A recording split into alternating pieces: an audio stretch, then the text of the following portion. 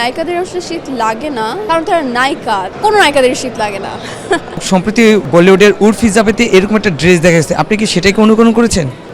না না, এটা আসলে আমার স্টাইলিং যে করেছে কাজী মাহফুজ, তা আমরা অনেক দিন ধরে আলোচনা করেছিলাম আনজারা অ্যান্ড আমরা টিম বসে, যে আমি এরকম থিম বেসে বা এই কালার বেস করে এরকম একটা ন্যাচারাল যেন একটা ফিল হয় প্রকৃতির সাথে।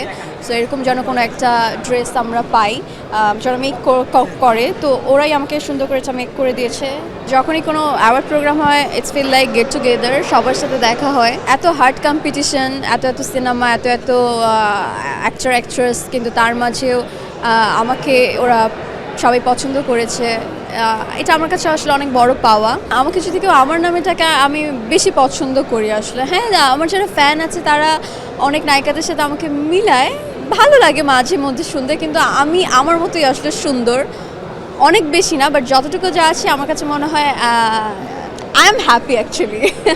পদ্মা সেতু, মেট্রো রেল এবং এলিভেটেড এক্সপ্রেসওয়ে নির্মাণের গর্বিত অংশীদার বসুন্ধরা সিমেন্ট। ছোটবেলা থেকে নাচ করছি, নাচটা আসলে আমার রক্তেই মিশে আছে। আর অভিনয়টা জাস্ট কয়েকটা বছর হচ্ছে আমি স্টার্ট করেছি।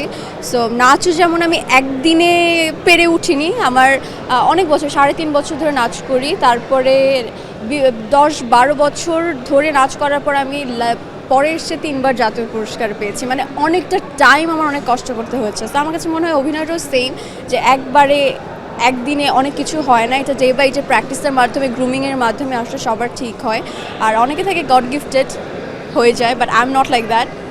আমিও আমার প্রসেসিংয়ে আছি আরও ভালো কিছু কাজ করার জন্য, ভালো ভালো সিনেমা দর্শকের মাঝে দেওয়ার জন্য।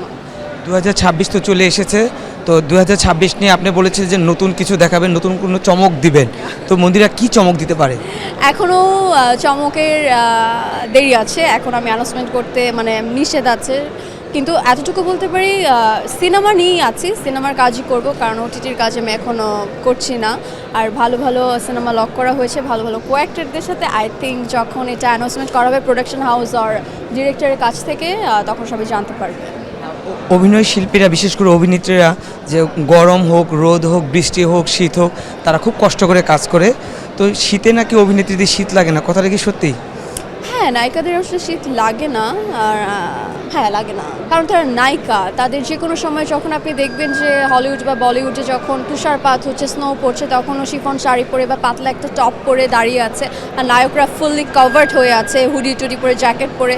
সো ডেফিনেটলি কোনো নায়িকাদের শীত লাগে না। আজকে রেডি হতে কতটা সময় নিয়েছে? আই থিঙ্ক 1 ঘন্টা লেগেছে। আমার যে মেকআপ করেছে আভি রূপ শর্মা, ও যেহেতু আমার best friend, he knows actually যে আমার কত ফার্স্ট আমি চাই। সো আমি লেন্দি প্রসেস একদমই পছন্দ করি না, যে অনেকক্ষণ ধরে সাজবো না। আমার যত তাড়াতাড়ি হবে তত আমার জন্য বেটার অ্যাকচুয়ালি।